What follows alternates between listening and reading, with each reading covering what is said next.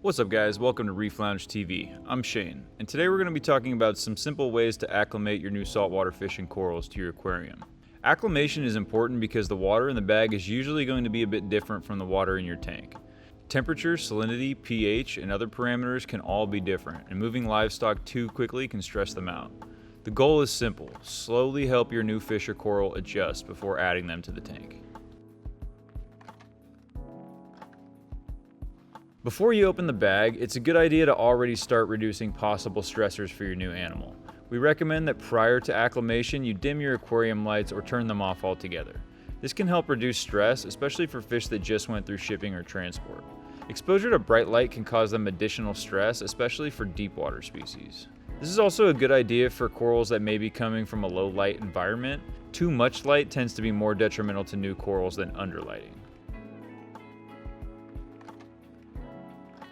Start by floating the sealed bag in your aquarium or sump for about 15 to 20 minutes. This allows the temperature in the bag to equalize to the tank temperature. Temperature shock is one of the easiest things to avoid here, and this step makes a big difference. After the floating is completed, open the bag and check the salinity of the water. This is especially important for fish. Sometimes fish stores keep their salinity lower than most reef tanks, making this step especially important for new fish going into reef tanks. If salinity is within 0.1 or 0.2, acclimation can be a bit shorter, but the bigger the difference is, the longer this step should take. For a simple method, place the fish or coral and the bag water into a clean container. Then slowly add small amounts of your tank water. You can use airline tubing to drip water from the tank into the container, or you can add a small cup of tank water every few minutes. For most saltwater fish, 20 to 45 minutes is usually enough, depending on how different the salinity is. Hang this container on the inside of the tank or the sump to maintain stable temperature. Otherwise, if doing it in a bucket or something external, you may want to use a small heater.